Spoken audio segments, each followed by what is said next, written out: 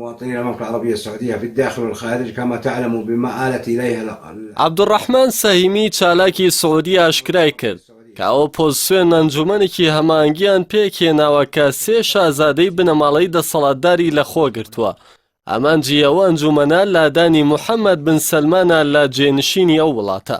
سەیمی لە پەیامە تۆمارکراوەکەیدا کە لەسەر پێگەی یوتوب بڵاو کراوەتەوە ڕایدەگەێنێت کە ئەنجومەنەکەیان لە 18 ئەندام پێکاتووە کە ئەسیانیان لە شازادەکانی ئالی سعودن. جەختیشی لەوە کردەوە کە ئەنجومەنەکەیان داوای پەناگیری و نافەرمانی مەدەنی و هەڵگرتنی چەک ناکات، بەڵکو چالاکیان کورد دەبێتەوە لە نامەگۆڕینەوە لەگەڵ وڵاتانی گیان و دەستە فەرمیە نێودەوڵەتیەکاندا. ئاماژەی بۆشدا کە پەیامیان داوەتە وڵاتانی کەندا و پەرلەمانی وڵاتانی ئیسلامی و ئەندامانی کۆنگرێسی ئەمریکا و ئەندامانی پەرلەمانی ئەوروپا ڕوونیشی کردەوە کە ئەوان پشتیوانی لە شازادە ئەحمەد بن عەبدولعەزیز ئال سعود دەکەن بۆ جێنشینی شای سعودیە. ئەوەش لەسەر بنەمایەوەی کە وڵاتەکە ببێتە دەوڵەتێکی دامەزراوەیی و دەستوری و خاوەنی پەرلەمانێکی هەڵبژێردراو. چالاکە سعودیەکە دەژڵێت داوا لە شا سەلمان دەکەین بۆ لادانی کوڕەکەی لە هەموو پۆست و پلەکان با تایبەتی جێنشینی و شازادە ئەحمەد بن عەبدولعەزیز بۆ ئەو پۆستە ڕاستپێرێت. ئەوەشی ڕوون کردەوە کە 7 وڵاتی ئیسلامی پشتیوانی لە بۆچوونەکەیان دەکەن، بەڵام چاوەڕوانن کە سەرەتا شا سەلمان بۆ ئەو مەبەستا دەست بەکار ببێت. سەیمی نەخشەی هەندێک لە بەرپرسانی سعودیەشی ئاشکرا کردووە کە مۆندیالی 2022 قەتەریان کردوتە ئامانج بۆی کە بە چەند تەقینەوەیەک ڕێخستنی مۆندیالەکە لە وڵاتە بکشێنەوە. لەوەشدا قسەی یەکێک لە بریکارەکانی ڕژێمی سعودیە دەگوێزێتەوە کەوتویەتی مۆندیالی 2022 قەتەر ئەنجام نادرێت.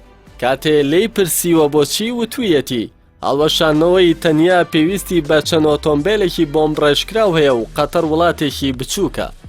مواطن سعودي يدخل بالسفارة تتقطع ويقتل غيره وتعفي عنه. لابارەی دۆسی ڕۆژنامەنووس جەمال خاشقچیەوە چالاکی ناوبراو ڕایگەاند کە ئەو ناوی ئەو هاوکارەی لەلایە کەلاشەکەی ڕادەست کراوە، بۆیە بەم نزیکانە ناوەکەی دەداتە نەتەوە یەکگرتووەکان. ئاماژەی بۆشدا کە ئەو کەسە تا ئێستا ناوی لە دۆسیەکانی ئەو بابەتە لە تورکیا و سعودیەشدا نهاتووە. سایمی باسی ئەوەش دەکات دامەزراوەی دادوەری و دامەزراوەی ئاینی لە وڵاتەدا بە سیاسی کراون و خراونەتە خزمەتی محەممەد بن سەلمان. بۆیە دەڵێت ئەگەر شا سەلمان دەیەوێت کوڕەکەی بکاتە میراتگری ئێمە بەندەی ئەو نین، ئەمە مەسەلەی دەوڵەتداریە و گاڵتەجاری نییە. لەو بارەیەوە دەژڵێت ئێمە هەز دەکەین وڵات لە دۆخێکی مەترسیداردایە بەهۆی ئەو جەنگانەی لە یەمەن و سەنگەربەندیە ناوچەیەکاندا دەیکات لە یارمەتیدانی گروپە تیرۆریستیەکانی عێراق و سووریادا کە ملیارە دۆلار سامانی وڵاتەکەی بە فیڕۆ داوە. جگەل لەوەش ڕایەڵەی پەیوەندیەکانی سعودی لەگەڵ وڵاتانی جیهاندا تێکداوە و هەزاران زانا و ئازادیخواز و ناڕازی و دایان فەڵەستینی و تەنانەت ئامۆزاکانیشی زیندانی کردووە و چەندانێشی تیرۆر کردوون. هەر بۆیە ئێستا 900,000 سعودی لە دەرەوەی وڵات دەژین. ناوبراو لەبارەی پیرۆزە ئیسلامیەکانی شۆجەخت لەوە دەکاتەوە کە مەکە و مەدینە تایبەت نین بە 30 ملیۆن دانیشتووی سعودیە، بەڵکو پەیوەندیان بە ئومەتی ئیسلامیەوە هەیە.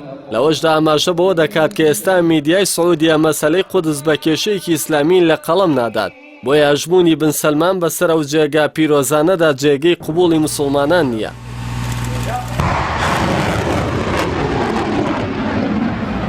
لەبارەی سیستەمی دژە ئاسمانی پاتریۆتی ئەمریکاوە ناوبراو دەڵێت لە 170 سایتەکانی بۆ پاراستنی کۆشکەکانی بن سەلمان دانراون. ئەوی تری بۆ دامەزراوەکانی وڵاتەکەیە.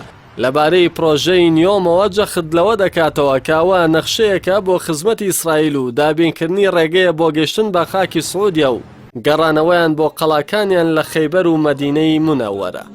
صلی علی محەممەد السلام